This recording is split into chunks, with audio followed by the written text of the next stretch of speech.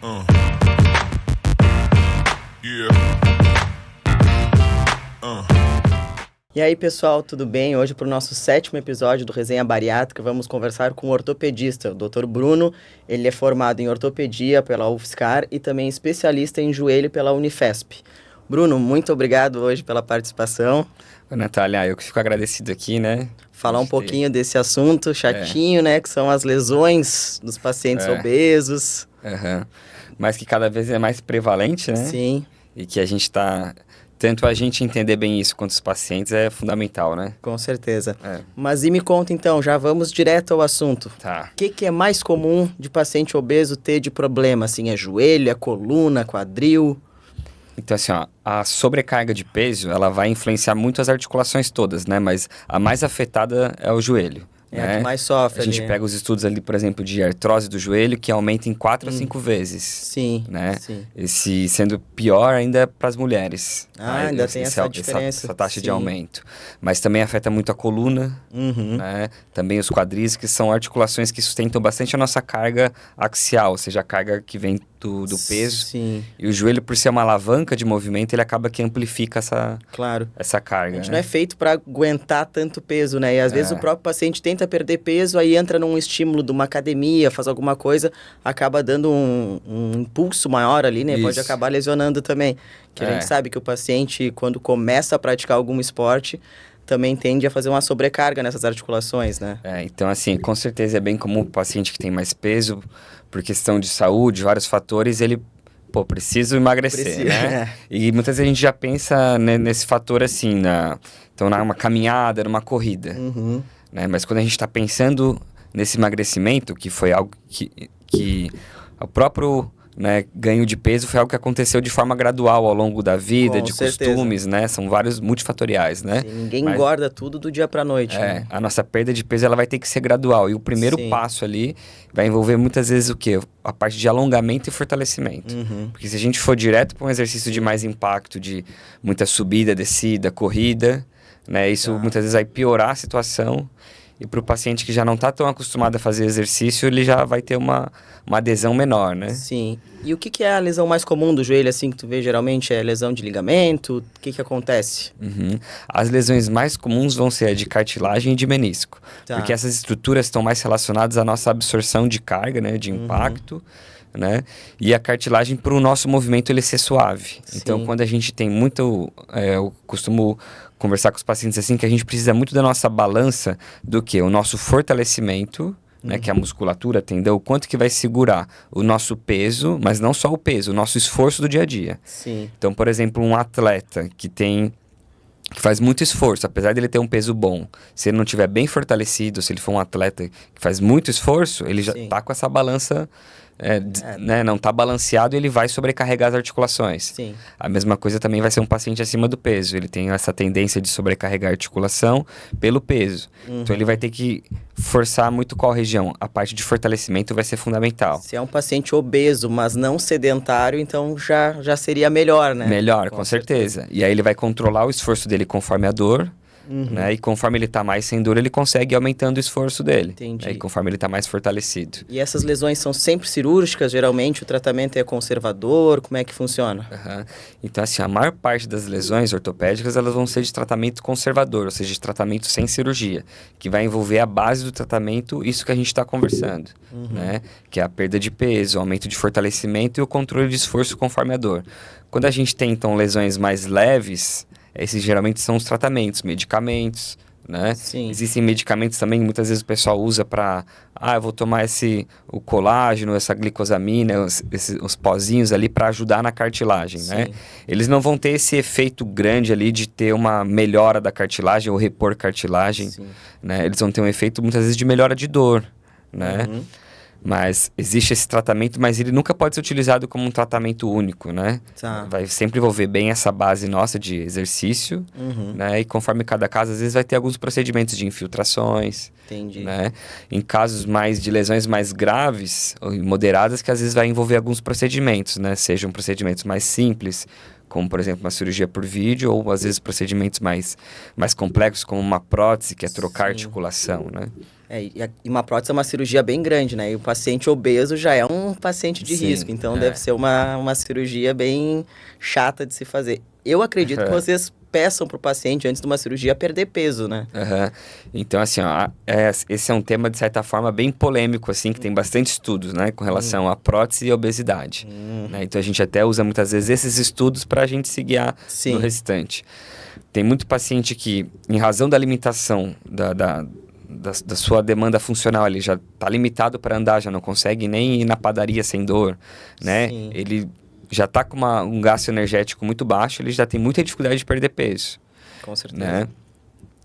E então fica nessa, o que a gente faz primeiro, né? Se a gente melhora a articulação dessa pessoa para ela conseguir movimentar, perder peso, né? E ter uma vida mais saudável, ou a gente antes pensa numa bariátrica, Sim. Né?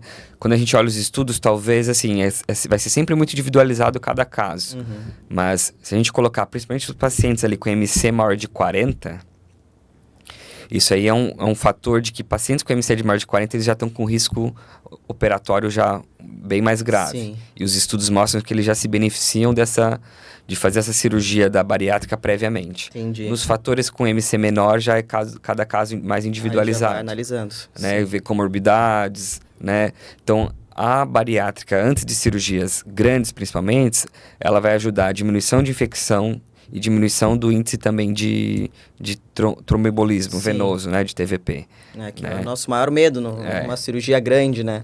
E cirurgia ortopédica também. E quando a pessoa tem um menor peso, ela inclusive tem um score de função, ela tem uma qualidade de vida melhor com essa cirurgia também. Com certeza. Né? Às vezes o paciente chega no consultório, a gente pede para perder peso, eles dizem, o ortopedista disse que eu não posso fazer esforço.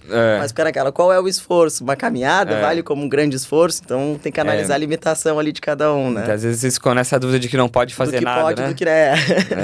Então, assim, ninguém vai ter uma orientação de que não possa fazer nada, porque a gente precisa ter a nossa movimentação do dia a dia, né? Sim. E o princípio mesmo do exercício, do fortalecimento, ele vai ser o quê? A gente tá bem fortalecido, num esforço controlado, para que o nosso dia a dia não seja o esforço. Então, mesmo para quem tem uma lesão grave, vai treinar um agachamento, nem que seja mais estabilizado, uma coisa mais leve, num movimento menor, porque no dia a dia ele tem que estar pronto para isso. E são coisas que a gente rotineiramente vai fazer, né? Então, tu vai fazer uma caminhada, tem uma padaria, tu vai sentar e levantar de uma cadeira. Então, são hábitos que a gente continua fazendo, né? Então, o exercício físico pra gente, ele é mais da ordem do dever nosso, né? Sim. Do que só do querer, né? Mas entre os exercícios, os que seriam, assim, mais benéficos para a população em geral, incluindo com a obesidade, vai ser uma caminhada mais leve no plano. Tá. Né? Exercícios na água, exercícios de bicicleta, por exemplo. E que não tem grande impacto, né? Isso. Exercício na água é bem bom. E exercícios de fortalecimento também. Sim. Né? Todos os exercícios que têm mais impacto e rotações, esses a gente já tem que estar mais atento. Tá. Então, por exemplo, um exercício que os pacientes gostam bastante, que é dança, né? Sim. Não é que o paciente não possa fazer, mas ele sempre vai ter que o quê? Se ele gosta bastante, ele vai ter que estar bem fortalecido para poder gradualmente, conforme não sente dor, e estar fazendo mais esforço. Entendi. Né? Isso vai servir para tudo, também para o futebol, né? Claro. Qualquer coisa que movimente mais, né? Então, outra dúvida agora que me surgiu. Quando faz cirurgia, em algum caso, fez a cirurgia, ou de tendão, ou uma prótese, o paciente obeso diminui a vida útil dessa cirurgia? Ou tem maior chance de alguma complicação, alguma coisa assim? Com certeza, sim, e por vários fatores, né? Então, a própria obesidade é uma doença complexa, né? Sim. A gente tem um fator mecânico, que muitas vezes é a causa de várias lesões. Então, se ele não está bem equilibrado aquela balança do fortalecimento por peso e esforço, ele já vai, tanto a causa da lesão, quanto mesmo a gente reparando uma lesão, esse joelho vai ter uma vida útil menor, né? Uma função pior também, né? O outro fator é até mesmo a parte inflamatória, né, que a própria obesidade muitas vezes traz para esse paciente, né, e isso também reflete na percepção de dor, na piora do problema, sem tanto só a parte de impacto também. Sim. Né? Dessas cirurgias maiores, por exemplo, prótese, quanto tempo depois o paciente pode voltar a fazer uma atividade física? O paciente no dia seguinte ele já sai andando, então ele já vai sair andando de andador, esse seria a reabilitação padrão normal, né? Que ele tem uma melhora de dor em relação a antes, costuma ser depois de 2 meses. Tá. Que ele vai ter o efeito mais final ali do resultado dele, vai ser depois de 6 meses e continua até questão de 2 anos. Sim. Mas a partir de uns 2 meses, no geral, 2 meses, ele já tem uma função melhor do que antes. Sim. Né? E algo que é importante na prótese, que tem bastante estudos junto com bariátrica antes ou depois, é que, no geral, os pacientes, a indicação de fazer a cirurgia de prótese depois de uma cirurgia bariátrica seria a partir de 6 meses. Tá. Porque a gente não pega o paciente nessa parte tão catabólica. Da perda ali, sim. Né? Até porque não vai estar com uma proteína adequada, né? Não vai estar com um organismo bom para operar ainda, vai estar naquela fase da perda importante, né? Então, uma coisa que a gente vê bastante assim com o paciente bariátrico, né? O paciente obeso, em qual momento que ele está? Se ele está no momento dele mais anabólico, se ele está no momento mais catabólico. Como a gente precisa de musculatura, né? Sim. Então, vai ser importante que antes da cirurgia ele já esteja fazendo algum exercício físico, porque ele vai ter, nesse momento, ele tem facilidade de ganho de massa. Sim. Então, às vezes, ele pode até estar preocupado com a balança que não desce, né? Mas a gente está feliz que ele está ganhando mais massa muscular. O pessoal fica muscular. apavorado que estagnou ali. Tô há tanto tempo, só perdi 2 quilos. Porque depois da cirurgia, como ele vai para essa parte fica mais catabólico, né? Então, vai perder gordura, mas vai perder também bastante massa muscular, né? Sim. Que seria o nosso principal fator para a gente ter uma saúde boa dos ossos, das articulações, é a gente ter musculatura, né? Sim. Então, como ele também tem uma tendência a perder, ele mantém o exercício para ter uma menor perda, né? Vai garantir que ele depois tenha um resultado melhor, inclusive com relação à dor, né? Sim, Acho que isso talvez também seja algo que os pacientes muitas vezes chega para você, né? Que tem dor no joelho, tem dor no quadril, aí geralmente são cheios de dores, né? Então ele já chega assim, doutora Natália, eu vou operar do bariátrica porque, além de tudo, minha coluna, meu joelho incomoda muito e eu preciso melhorar minha dor, né? Já teve paciente que operou o joelho depois da bariátrica, teve caso de paciente que operou a coluna antes da bariátrica, porque era um caso mais grave. Então a gente vê que acontece. Até ia perguntar, é comum paciente bariátrico fazer alguma cirurgia assim? Sim, então, não é incomum, né? Sim. É comum, apesar das as cirurgias mesmo ser a menor parte do tratamento dos pacientes, né?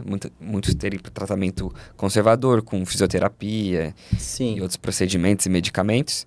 Mas, como muitas vezes mesmo uma lesão que não foi originada pela sobrecarga de peso, ela vai ser agravada. Entendi. Então, por isso que é mais comum, né? E um fator que é bem importante, assim, também a gente conversar, é que muitas vezes os pacientes, eles têm meio que uma curva de dor. De conforme ele opera e perde bastante peso, ele até tem uma melhora de dor, né? Mas conforme ele sente que ele está mais magro, muitas vezes ele também consegue fazer mais esforço. E se ele não está bem fortalecido, ou ele está usando mais aquela articulação, né? Sim. Ele começa a ter a percepção de dor maior. Dor maior, claro. Tá usando mais, né? É. Isso que eu ia perguntar, se a perda de peso pode, às vezes, evitar alguma cirurgia. Então, às vezes pode evitar ou também pode, dependendo do esforço que ele fizer ali, né? Pode até agravar alguma coisa que já existia, mas acredito que a perda de peso evite. Evite, porque ela vai evitar de uma lesão leve, que é um caso que geralmente não é preciso um procedimento, né? Seja mais simples ou complexo, vai evitar que fique um caso mais moderado ou grave. Sim. Pode até, como tu disse, a perda de peso pode até gerar mais atenção de dor, né? Mas com certeza a perda de peso evita mais problemas piores futuros. Isso, né? e mesmo essa parte de dor vai ter tratamentos, né? Não só dessa parte que a gente falou ali do fortalecimento. Né? E o paciente acima do peso, o paciente obeso, é mais complicado de fazer determinados exames ou a visualização de algum exame é diferente? Por exemplo, vai fazer um ultrassom e aí devido à quantidade de gordura ali não consegue ver adequadamente? Isso, então assim, o ultrassom ele é um exame que o tecido adiposo ali ele vai dificultar, né? Conseguir ter uma imagem mais nítida ou mais profunda. Né? Principalmente quando a gente precisa de uma imagem mais profunda. Assim como também a ressonância magnética, né? O tecido adiposo, muitas vezes, ele vai também dificultar um pouco a nitidez. Né? E na radiografia, muitas vezes vai ter que colocar uma exposição de radiação maior, nem sempre garantindo que esteja a qualidade do exame igual. Então, ele afeta, né? Existem também alguns aparelhos de ressonância ou tomografia que também tem um limite de peso, peso ali, né? Que a gente sabe que é complicado. Às vezes é em torno de 120, 150.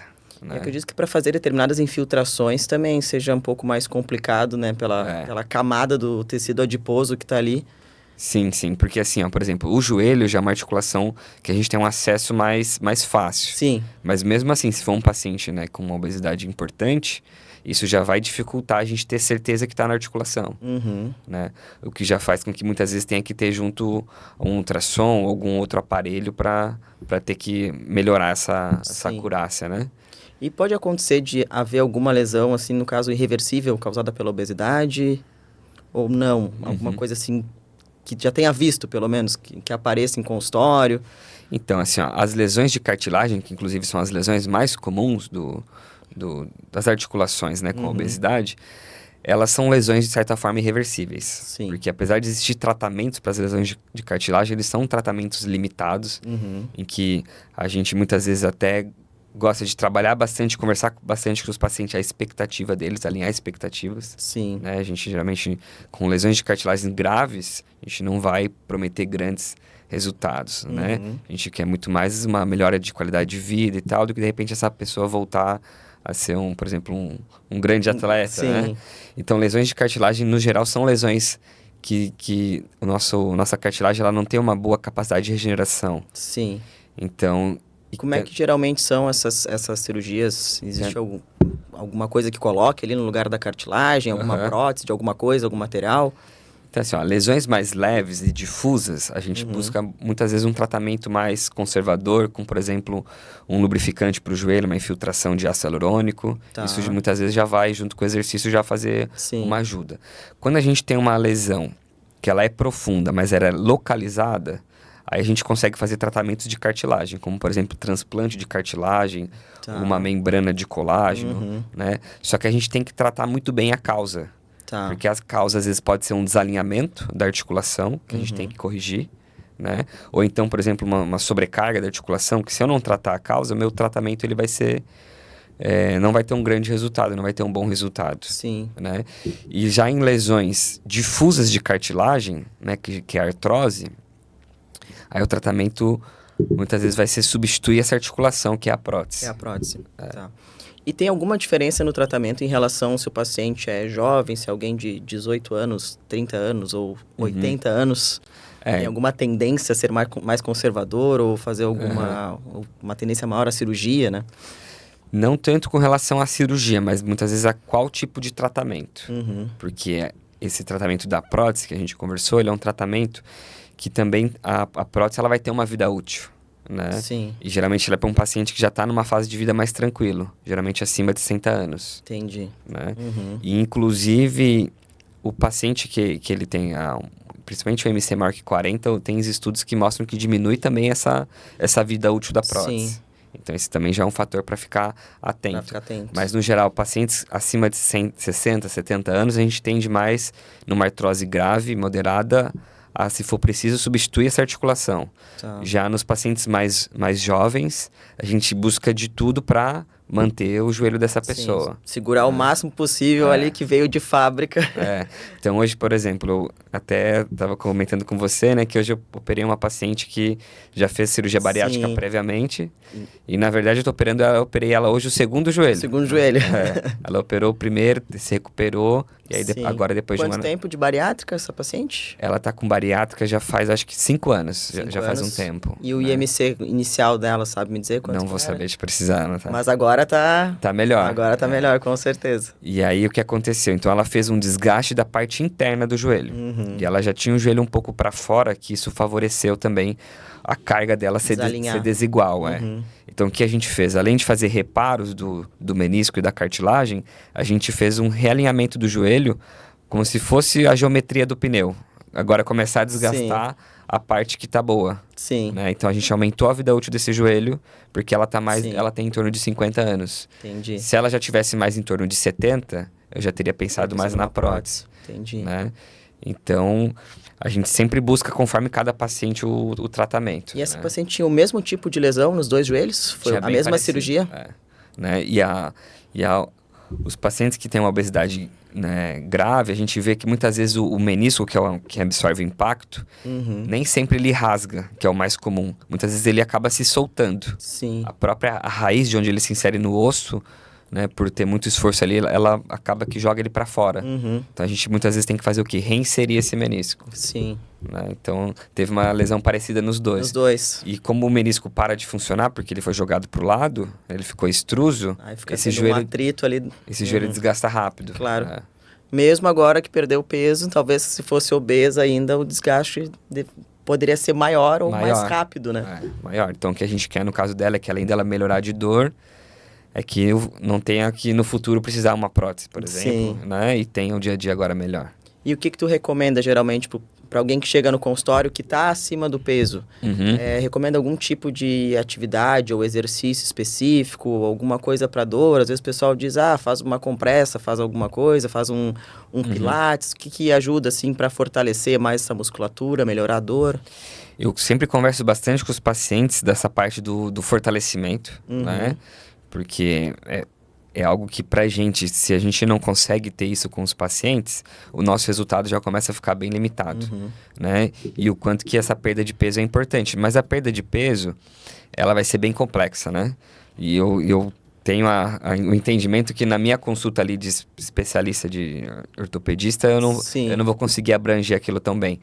Então a gente acaba que muitas vezes recomenda mesmo, né, com os colegas, né? Então, vai envolver nutricionista, o médico clínico, cardiologista, endocrinologista, cirurgião bariátrico, né?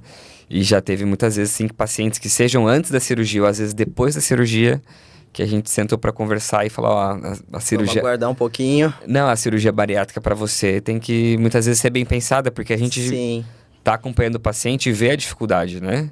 De perda de peso, ou então do efeito sanfona, né? Já recebi encaminhamentos de ortopedista. Encaminhamento de ortopedista, então, para cirurgião bariátrico, para poder fazer a bariátrica antes de pensar em operar joelho. Isso. Então, acredito que não seja algo incomum para vocês, né? Principalmente sendo especialista em joelho, é algo que deve aparecer bastante. E agora só uma geralzão, assim, do teu consultório. O que aparece mais, assim? O que é a maior causa de lesão de joelho que tu costuma ver? Eu acho que a maior causa vai ser sempre meio que um conjunto, né? Então, vai ser o paciente que ele não está bem adequado para o nível de esforço que ele faz. Entendi. Né? Seja um obeso que de vez em quando só faz aquele exercício de fim de semana sem estar bem... Alguém que nunca fez nada e vai correr uma maratona, fazer um triatlo. Ou mesmo alguém que tá bem ali, mas quer fazer já exercício que é do atleta profissional. Sim. Que acaba que nessas situações acaba que vai se machucando mais. Quando a gente não tá bem adequado para o nosso nível de esforço, né? É começar o crossfit numa semana e querer competir na outra. Esse acho que seria o principal, né? E aí nisso a gente vê de todos os biotipos, né? Seja o paciente magro, obeso, ou que está bem fortalecido ou não, mas é quando ele muda o padrão dele. Sim, porque acontece bastante. O nosso corpo, ele sempre se adapta aos nossos esforços, ao nosso dia a dia, de uma forma gradual. Claro. Se a gente muda muito a intensidade, ele já tem mais dificuldade. Sim. E esse até que é o principal fator das tendinites, né? Que é o que? O tendão, ele suporta muita carga, mas quando ele está com uma carga muito intensa rapidamente ou contínua... Não aqueceu ali, né? Ele já começa a ter essa inflamação descontrolada e ele já vai sinalizando pra gente, calma aí, me deixa... Não foi aquecendo o motor e já foi direto, né? Então tem que ir fazendo aos poucos as atividades. Isso. Independente se é acima do peso, abaixo do peso, qualquer um tem que... Não dá pra ir com muita sede ao pote, então. Uma coisa assim que pra gente, ortopedista... E toda a história da cirurgia bariátrica é algo que vem avançando muito, né? Sim. E de certa forma, pra gente é algo que é um aliado nosso, né? Então a gente, conforme vai avançando, pra gente é muita importância. O quanto que você percebe que mudou com relação ao padrão de paciente, se antes tinha mais distúrbios de reabsorção, ou hoje em dia já consegue mais tratar mais essa parte mais da fome e saciedade. Sim. porque isso vai afetar pra gente o ganho de massa muscular, né? Claro. Como que funciona. Que é bem importante para vocês também. E acredito que depois vai ver também, tem exames de densitometria óssea, esses outros exames que a gente sabe que o paciente ali naquele início tem uma perda bem importante, né? Então, acredito que isso acaba influenciando também nos desgastes e tudo. Então, mas com os padrões de cirurgias de hoje em dia, já tem diferença com relação a algumas de ter menos distúrbios de... O bypass tem um pouquinho mais desabsortivo que o sleeve, né? Mas ali naqueles primeiros 6 meses, como tem uma dieta muito intensa, todo mundo acaba tendo uma perda importante. Então, por isso que a gente sempre manda pro endócrino também, o endócrino também acompanha, acaba fazendo a densitometria, porque vai perder ferro, vai perder vitamina D, vai perder B12. Então dá uma desregulada, mas depois tudo volta para os eixos. Entendi. Seja alguma coisa na internet ou algum ortopedista que... Alguém no TikTok... Que comentou algo sobre isso, não exatamente isso, já toma como verdade. Já toma como verdade. Mas isso envolve o paciente ele assumir, né? Que ele vai ser a etapa principal para toda a mudança, né? Sim. Por mais que a cirurgia bariátrica tenha grandes resultados, ele vai ter que participar desse... Até porque ninguém chegou àquele peso de uma hora para outra. Como eu digo, demorou 30 e tantos anos ou 40 e tantos anos para chegar naquele peso. Não vai achar que vai mudar drasticamente de uma hora para outra, né? Mas melhora muito, né? E com o tempo vai melhorando bastante. Mas e os hábitos também, né? Também, os hábitos... Algo que se a pessoa já consegue ir mudando aos poucos, É. vai ser melhor, porque mudar de uma vez nem sempre é o que dá mais certo. Né? Nada que é muito radical dá certo. E lesões tipo entorse, torceu o tornozelo, torceu o joelho, que a gente vê até que acontece, né? Pô, tá caminhando na rua, cai num buraco.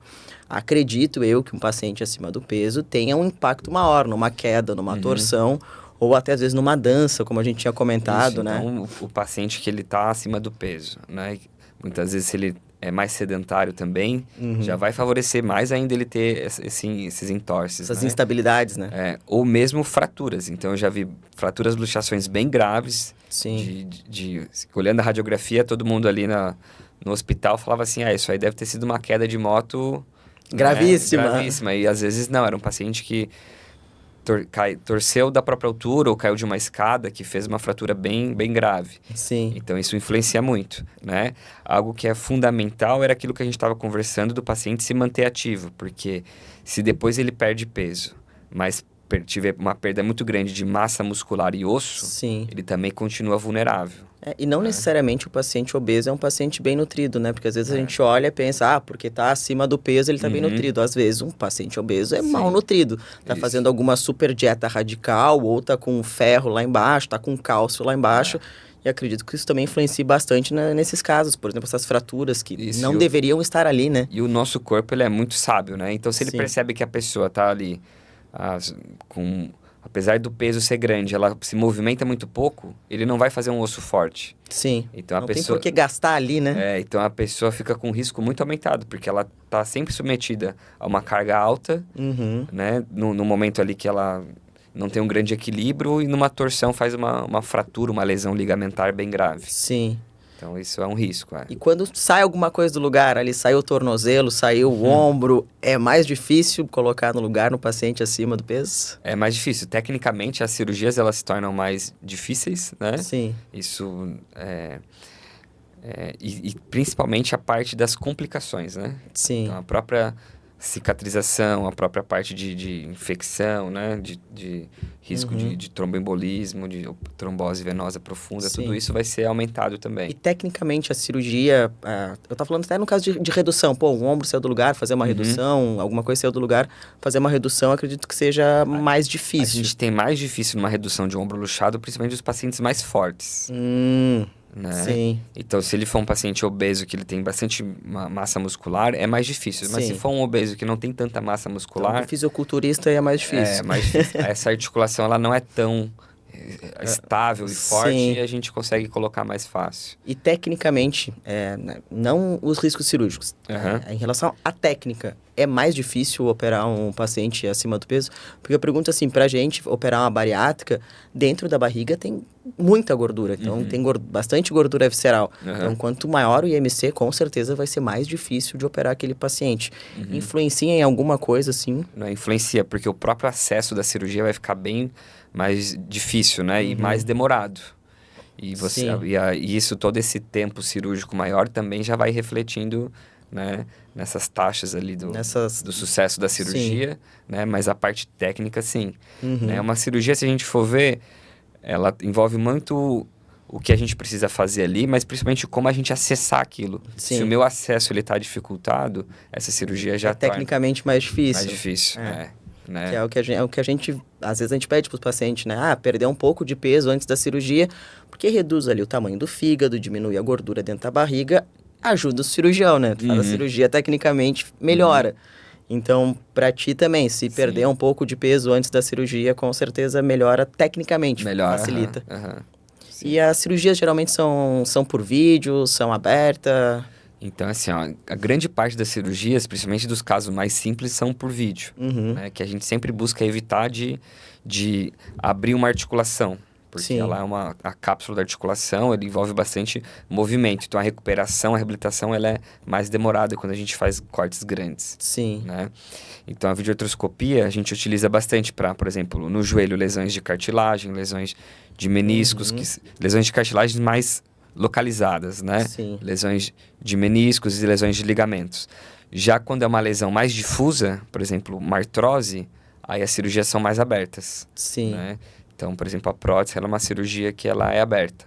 Hoje em dia tem um auxílio robótico, que ele pode até ajudar também na precisão da cirurgia, em alguns fatores. Mais delicado, né? Mas as cirurgias já de casos mais complexos geralmente são abertas. Agora, outros assuntos totalmente aleatórios, assim, mas, por exemplo, cirurgia de tendão. Geralmente tira de um outro local e faz aquele reparo ali para colocar. Ainda continua sendo assim, no paciente obeso, que talvez não tenha um tendão tão fortalecido, existe alguma técnica diferente? Então, assim, nas cirurgias de ligamento, por exemplo, do cruzado anterior, ou mesmo de um ligamento, se for preciso operar um ligamento colateral, lateral, a gente precisa colocar um ligamento novo nesse lugar e a gente usa um tecido da própria pessoa, porque vai ter o DNA dela, vai ser um tecido vivo, porque a gente precisa que, mesmo um ligamento, um tendão, ele está sempre se remodelando. Então, a gente usa um próprio do corpo da pessoa, de uma região que depois o corpo cicatrize. E com a reabilitação volte à função. Volte tudo ao normal. Né? E coloca no lugar. Então, se o paciente ele não tem uma musculatura boa, a gente vai ter um resultado da cirurgia talvez inferior, porque não tem um tendão tão bom. Não tem a tensão que precisava ali. Hoje em dia, a gente sempre busca trabalhar ao máximo para deixar esse tendão e esse ligamento que a gente vai reconstruir mais grosso, né? E mais firme. Então, tem vários dispositivos, né, que a gente utiliza para ajudar nisso. Para já ir habilitando antes da cirurgia? Isso. Fazer esse fortalecimento antes? Não, mesmo da técnica cirúrgica. Ah, entendi. Né? Então, o tendão, que às vezes ele é muito fino, a gente tenta usar ele mais dobrado para poder engrossar, trançar para poder engrossar. Ah, entendi. Né? Na técnica mesmo. Na técnica cirúrgica, isso. Né? Ou às vezes até tem que usar mais de um, por exemplo, né? Mas o que também vai aumentando um pouco o quanto que você a morbidade, o quanto você está agredindo ali o paciente para ele ficar bem, né? Isso que eu ia perguntar, quais as lesões que é considerado urgência? Não, tem que operar, não dá para esperar. Então, assim, as principais vão ser fraturas, né? Então, fraturas que conforme cada lugar vai variar, né? Mas as fraturas com desvios, fraturas das articulações, sempre é uma urgência que a gente tem que ser avaliado, ser diagnosticado e conduzido quando Aquelas antes. bem né? desalinhadas, que precisa colocar alguma placa, alguma coisa, então... Então, a pessoa que teve um trauma importante, está com dificuldade de andar, percebeu uma dor ali, inchaço, ela já tem que passar num ortopedista, num pronto-socorro, para avaliar se não teve uma fratura. Né? Por isso que muitas vezes no pronto-socorro, o exame que faz é uma radiografia, que é para descartar já se é algo mais urgente. Né? Mas, por exemplo, uma ruptura do tendão patelar, uma ruptura do tendão do calcâneo, do quadríceps, que são tendões importantes, se eles a gente não consegue manter a nossa marcha, né? Esses também são urgências. Né? Outras coisas que também são urgências, assim, pra gente na ortopedia, uma infecção. Né? Então, pacientes que também têm quadros assim de muita descompensação metabólica, né? Um diabetes muito descompensado, obeso, esses muitas vezes já tem uma imunidade menor, né? Então já tem mais risco de infecções também. Sim, já tem o risco que está carregando com si, então. Então, as cirurgias que seriam urgência é aquilo que nos limita de fazer coisas básicas, né? Por exemplo, caminhar, ficar em pé. Então, já considero operar independente do peso ou de qualquer coisa ali. Não, tá. Já nas outras que por exemplo... Que dá para organizar. Dá pra gente organizar, inclusive pensar nisso, né? Se é um caso que a gente... Muitas vezes tem um IMC muito alto, o paciente vai ter mais risco na cirurgia, a gente fazer esse tratamento antes da cirurgia bariátrica e os outros tratamentos. Então, por isso que se o paciente chegar no meu consultório e disser, não, eu não posso fazer nenhum tipo de atividade porque o ortopedista disse que não, talvez não seja verdade. Não, tem que ver qual foi a lesão ali. Alguém não entendeu direito. Alguém não entendeu, alguém tá no telefone sem fio, não tá muito bom, não. Então, acho que é isso, né? Acho que eu tirei várias dúvidas, inclusive algumas dúvidas que eu tinha. Deixa eu pensar aqui mais uma que agora veio na cabeça. Bursite, o que é? Tem relação com obesidade? Porque a gente vê bastante isso acontecer. Então, a bursa é um tecido que fica entre o músculo e o tendão ali para fazer com que o movimento deslize melhor. E quando esse tendão, esse músculo, ele está então sendo muito sobrecarregado, sendo muito fadigado, ele começa a se inflamar para tentar regenerar, para tentar resolver. Sim. Só que se aquilo está contínuo, começa a ter uma inflamação grande, que até a bursa ela começa a ficar mais espessa, de líquido. Tá. Então a bursite seria uma consequência, né, de uma articulação que está sobrecarregada, do músculo que está sobrecarregado. Sim. Por isso que é comum também para o obeso e para o esforço repetitivo, né? Isso, exato. E tem algum lugar que seja mais comum disso acontecer? É mais no joelho mesmo? Acontece? O ombro é um lugar bem comum também, né? Porque a gente tem alguns tendões do ombro ali que eles são mais finos, que conforme a gente faz muito esforço ali, eles também fazem bastante tendinite e bursite. Sim. O quadril também é comum, a bursite do glúteo médio. Conforme a gente está andando, a gente vai ficando num pé só. E a musculatura do quadril, ela que segura nesse balanço nosso. Claro. Chega a ser mais ou menos ali 2 a 3 vezes o nosso peso nesse balanço. E aí essa musculatura do glúteo médio, se ela não está segurando tão bem, ela vai fadigando. E aí começa a sentir dor de um lado, começa a apoiar do outro e vai botando o outro para sofrer também. Outro fator que é bem importante é com relação à subida e descida. Pelo joelho ser uma articulação nossa de alavanca, principalmente na descida, né? Apesar da descida às vezes parecer mais fácil que a subida, mas a descida ela força mais. Vai travando, né? A gente usa a patela ali, a cartilagem para ir fazendo freio. Sim. E aí chega a ser várias vezes o nosso peso para poder segurar esse movimento. Ali. Sim. E as outras doenças assim, de coluna que a gente vê também bastante, o pessoal diz, o bico de papagaio, esses esporões, essas coisas, hérnias, tem bastante relação com estar acima do peso, como é que é? Então a coluna ela vai sustentar o nosso corpo ali e também segura essa carga axial, né? Essa carga que vem de todo o corpo. Então se está sendo muito comprimido, está tendo muita carga, esse disco intervertebral ele começa a ter uma protusão e com o tempo ele pode fazer uma hérnia também. Sim. Né? Se a nossa musculatura ela não está escorando essa coluna, nossa viga do prédio ali, começa a ter muita instabilidade e aí com isso começa a ter essas lesões de disco, né? Vai diminuindo o espaço da coluna e vai pinçando, mesmo o disco não tem para onde sair.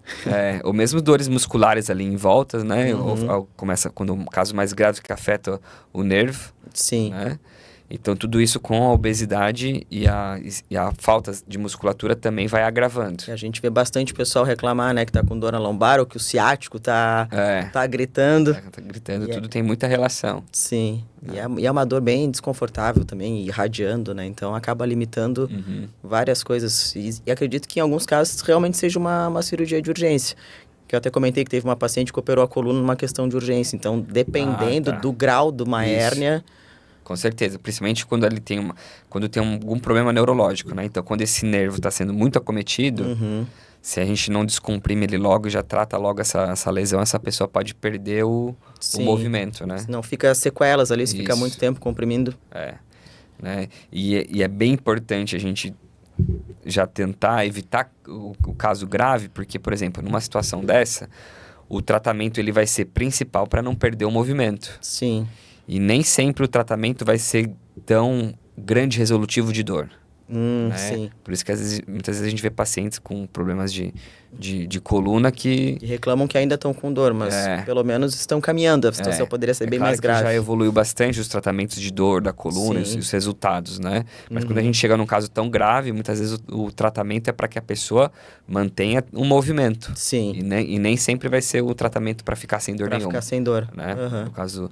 E você vê que o bico de papagaio, ele é o quê? Ele é o nosso corpo produzindo mais osso, que ele tá tentando dar um jeito ali para estabilizar aquela coluna. Aquela viga ali, tá tentando botar umas perninhas pros lados. Isso, é muito peso e não tem a musculatura segurando, ele começa a produzir mais osso tentando segurar. Só que às vezes produzindo mais osso, ele pode fazer também o quê? Uma estenose do canal, ele diminui onde passa o nervo. Sim. Aí essa pessoa, em alguma situação, comprime mais esse nervo e tem um caso grave. Ou às vezes o bico de papagaio fica bicando a musculatura ali. Isso, então... e fica dando a dorzinha lombar. Tudo isso vai agravando e o peso é importante. E tem os de calcânio também, né? Que pelo menos a gente vê bastante pessoal reclamando de esporão de calcânio.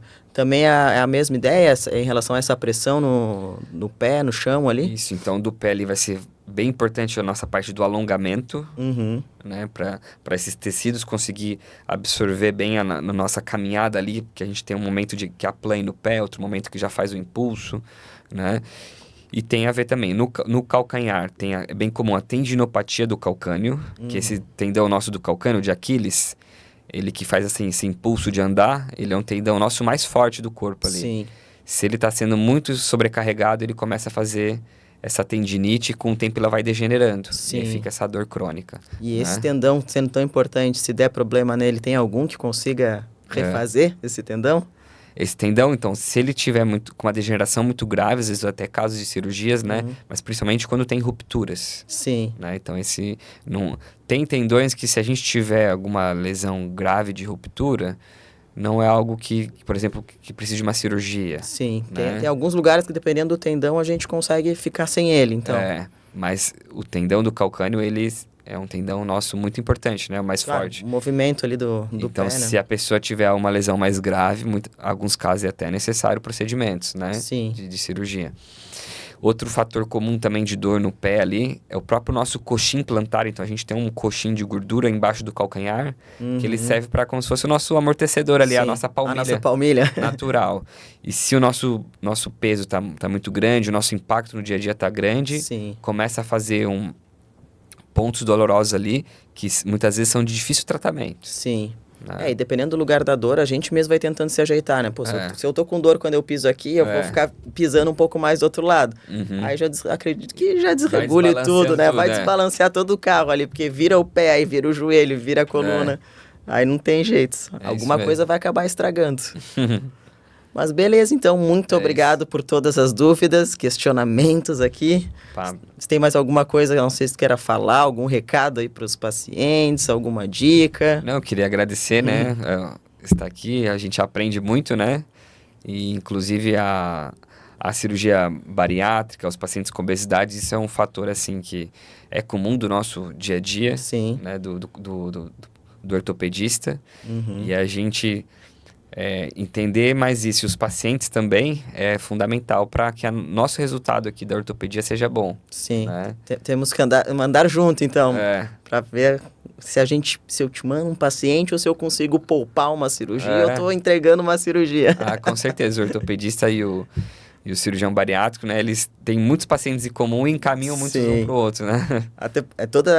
Todo episódio aqui eu estou trazendo alguém de alguma área e é incrível, tá todo mundo relacionado, é o educador físico, é o endócrino, é o nutri, é o psicólogo, todo mundo de mãozinha dada. É isso aí. Tá bem, obrigado, viu? Valeu, Natália, obrigado.